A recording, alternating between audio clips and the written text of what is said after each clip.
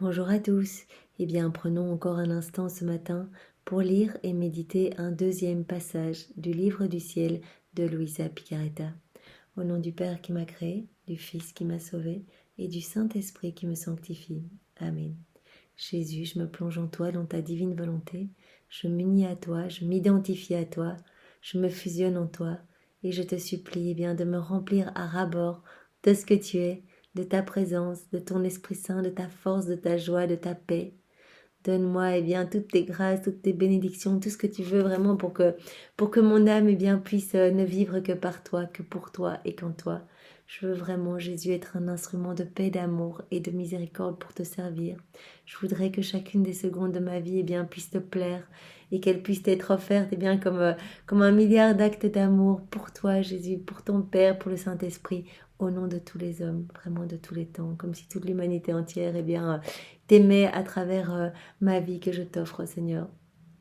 Maintenant, Jésus, je te demande de disposer mon cœur, de disposer mon intelligence pour que je puisse recevoir ce passage que tu nous donnes à nouveau.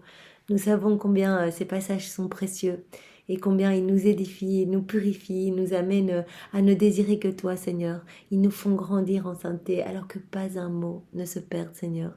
Et que chacun de ces mots que tu as bénis puisse vraiment opérer quelque chose en nous, puisse fructifier pour ta gloire, vraiment pour que tu sois heureux et que nos vies puissent être toutes offertes, Seigneur.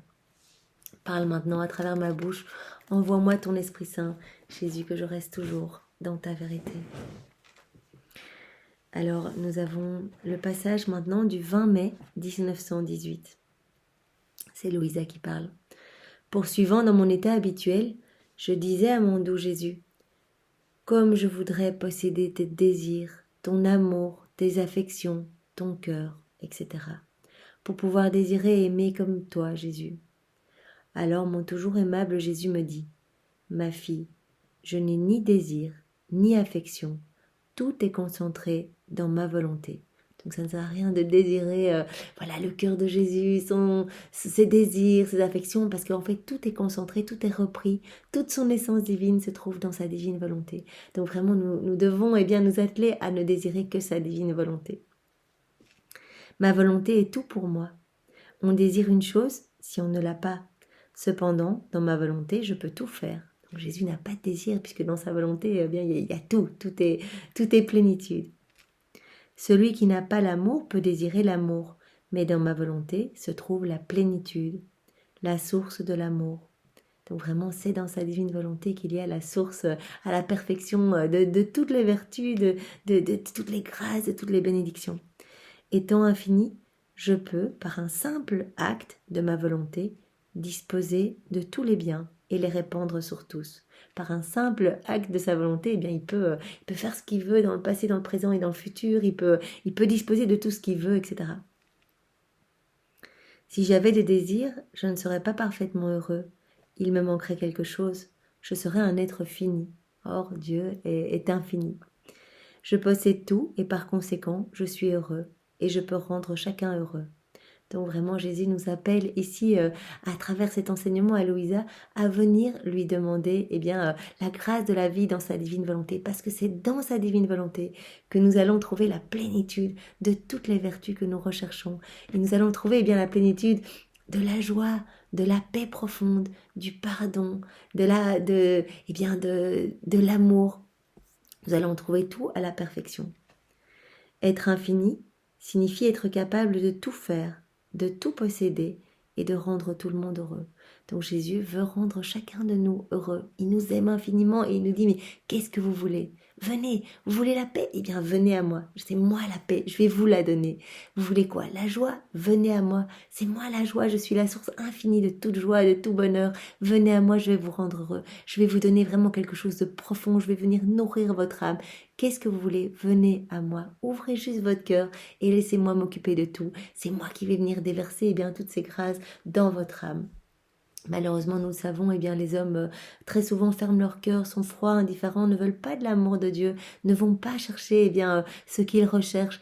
Eh bien, à la source même, en fait, dans le cœur de Jésus, ils ne vont pas chercher là, ils vont chercher dans les choses du monde et se perdent avec leur volonté propre, eh bien, se perdent, marquent eux-mêmes sur leur front le sceau de la perdition, en préférant eh bien, ne faire que des choses purement humaines. Puisqu'elle est finie, la créature ne possède pas tout. Voilà, nous sommes des êtres finis, nous avons des désirs, nous avons besoin de choses pour nous sentir bien, etc. La créature ne possède pas tout et ne peut pas tout embrasser. Elle a des désirs, de l'anxiété, des affections, etc. qu'elle peut utiliser comme des marches pour monter vers son Créateur, y courtiser les qualités divines et ensuite déborder sur les autres.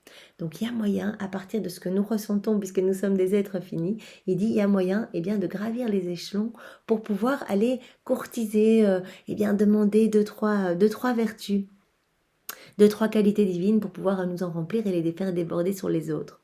Ça, c'est vraiment les exercices que les saints eh bien, passés que nous connaissons ont fait tout au long de leur vie, vraiment à force de leur volonté, ils ont réussi à gravir les échelons de la sainteté et à se remplir eh bien, des vertus divines et à les faire déborder partout autour d'eux. Mais Jésus nous donne une autre clé maintenant, la sainteté nouvelle, la sainteté des derniers temps, ce qu'il veut nous donner et qui ne demande aucun effort si ce n'est eh bien, la constance dans la divine volonté et vraiment comme il l'appelle, eh bien c'est un martyr quand même de l'attention. Le martyr des martyrs, le martyr de l'attention, c'est d'offrir chacune de nos actions. À chacune de nos actions, Jésus, viens la faire en moi. Je te donne cette action, c'est toi qui vas venir la faire en moi. Et vraiment, à partir de cet abandon complet entre ses mains, eh bien, il va venir nous donner en fait tout ce qu'il est lui, donc vraiment la sainteté divine, plus seulement une sainteté humaine, vraiment acquise au prix d'efforts, voilà, pour gravir les échelons, arriver, courtiser des vertus divines, essayer de nous remplir de divinité, vraiment à force de prière, de mortification, et les faire déborder sur les autres. C'est magnifique, c'est la sainteté ancienne, mais Jésus nous appelle à beaucoup mieux maintenant, parce que voilà, c'est maintenant, les saints d'avant n'avaient pas cette chance de pouvoir, de pouvoir vivre dans la divine volonté. C'est un cadeau qui nous est donné maintenant. Et donc, c'est pour ça que c'est très important, de nous procurer ces écrits du ciel et vraiment de nous y plonger à corps perdu pour nous laisser remplir par tout ce que Jésus veut nous donner. Et vraiment, il nous propose la vie des bienheureux ici-bas sur la terre. Il nous propose de faire tout le boulot en nous, de venir nous purifier et de venir nous remplir de son essence même, de ce qu'il est lui, pour que tout ce que nous allons faire devienne divin, éternel, fait par Jésus lui-même, et que tout porte l'empreinte de sa divinité. Donc si l'âme se fond totalement dans ma volonté, elle ne fait pas que courtiser mes qualités, mais en une seule gorgée, d'une seule gorgée, elle m'absorbe complètement. Donc on absorbe tout Jésus. C'est pas juste des petites miettes de sa divinité, de ses vertus pour pouvoir les déborder sur les autres, mais vraiment à force de notre volonté, à force d'exercice, de pratiques religieuses, etc. Ici, il nous dit, il suffit de le désirer. Et vraiment, en fait, c'est moi qui viens m'installer. Et vraiment, en une petite gorgée, vraiment, vous le demandez, vous recevez déjà cette gorgée et vous vous remplissez d'un coup, en une gorgée, de tout ce que je suis, vous m'absorbez complètement. Et c'est moi qui viendrai opérer tout le travail pour purifier votre âme de vos péchés, de vos iniquités, de vos noirceurs, parce que j'ai horreur du péché, donc je ne viendrai pas m'installer dans un cœur qui est criblé de noirceur. Donc c'est lui-même quand il s'installe, parce qu'on l'a demandé, qui va venir tisser de la lumière. Et à chaque acte fait dans la divine volonté, il y a plus de lumière. Jésus nous le dit, à chaque acte fait, et c'est pour ça que ça vaut la peine d'en faire beaucoup, parce que à chaque fois, il y a plus de lumière, plus de lumière, plus de lumière qui peut déborder sur les autres, autour de nous, et aussi bien sûr ça a un impact magnifique, ça joue dans le passé, dans le présent, dans le futur, partout sur toutes les âmes de tous les temps, on peut aller toucher tout le monde. Donc nous devenons à partir de chez nous, même si nous avons l'impression que notre vie est vraiment nous sommes chez nous avec nos petits devoirs d'état, nous pouvons devenir les plus grands missionnaires parce que c'est Jésus lui-même qui vient agir en nous et que lui, par son acte unique et éternel d'amour, vraiment par sa divine volonté, il peut toucher toutes les générations, il peut aller dans le ciel, libérer des âmes du purgatoire de par notre prière, de par nos petites actions unies à lui. Il peut redistribuer les fruits de sa rédemption. Il peut toucher des cœurs, en convertir certains, en sanctifier d'autres, en sauver de la perdition, etc. Donc c'est magnifique et le Seigneur nous appelle vraiment à cette union complète. et à devenir les apôtres des derniers temps, les saints des derniers temps, pour que notre sainteté soit divinisée par sa présence, que ce soit lui qui fasse tout en nous, et vraiment c'est lui qui va nous donner sa propre sainteté. Donc c'est magnifique, et Seigneur, nous ne désirons que cela. Alors s'il te plaît, donne-nous la grâce de la persévérance dans la prière, cette grâce de nous unir continuellement à toi, et la grâce de la souvenance, voilà, nous souvenir à chaque action, action après action, nous souvenir de t'appeler, que ce soit toi qui fasses cette action en nous, et que ce soit plus uniquement nous avec notre volonté propre, sinon notre action, elle n'aura aucun impact, notre action va rester purement humaine, tandis que quand c'est toi qui l'as fait, Seigneur, elle produit de la lumière, c'est magnifique, et il y a des répercussions partout dans le passé, dans le présent et dans le futur. Alors, il continue, les propres désirs ou affections de l'âme qui s'unit à moi disparaissent et sont remplacés par ceux de ma volonté. Par toute la volonté. Donc vraiment, tout ce que nous avons l'habitude de faire, des mauvaises choses, peut-être, on ressent des besoins, des désirs, etc.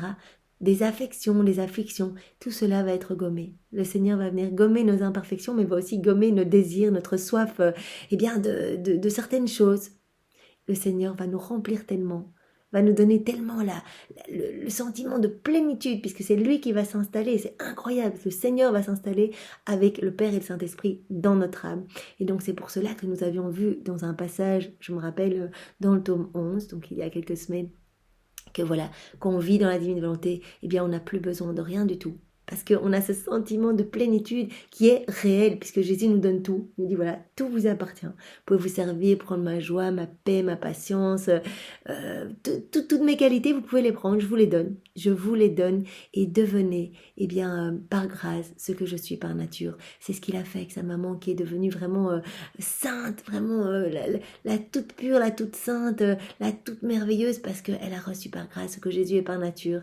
Et vraiment, la Trinité a déjà opéré en Marie dès l'instant, la seconde 1 de sa conception, elle a déjà reçu ces puissances de sainteté, elle était déjà toute immergée dans la divine volonté. Et vraiment, c'est la divine volonté qui a opéré ce travail en Marie. Donc ça, c'est vraiment, c'est magnifique, et laissons-nous vraiment façonner, vraiment prenons comme modèle notre maman du ciel, et laissons-nous pétrir entre les mains de Dieu, vraiment comme si nous étions, une pâte molle. Seigneur, fais de nous ce que tu veux, et vraiment que ton plan divin s'accomplisse sur chacune de nos vies. Merci Seigneur, avec tes propres remerciements, nous t'aimons, nous t'adorons, nous te louons, nous te bénissons, au nom de tous, dans ta divine volonté, avec ton amour, tes adorations, tes louanges, tes bénédictions. Nous le faisons vraiment d'une seule voix, comme si toute l'humanité venait t'aimer, venait te reconnaître comme son maître, son sauveur, son amour. Voilà, Seigneur, reçois ce moment de prière et multiplie-le à l'infini pour que tu entendes constamment notre amour en union avec le tien, en union avec celui de ta maman, en union avec celui du Père et du Saint-Esprit, que tu entendes constamment cet amour, que cela puisse réparer les offenses que les créatures te font continuellement, et ton cœur qui est déchiré, qu'il puisse être apaisé par ces moments où nous nous offrons à toi, Seigneur. Merci Seigneur, et merci à chacun de vous d'avoir médité avec moi ce passage. Soyez tous bénis. Au nom du Père et du Fils et du Saint-Esprit. Amen. Bonne journée à tous. Au revoir.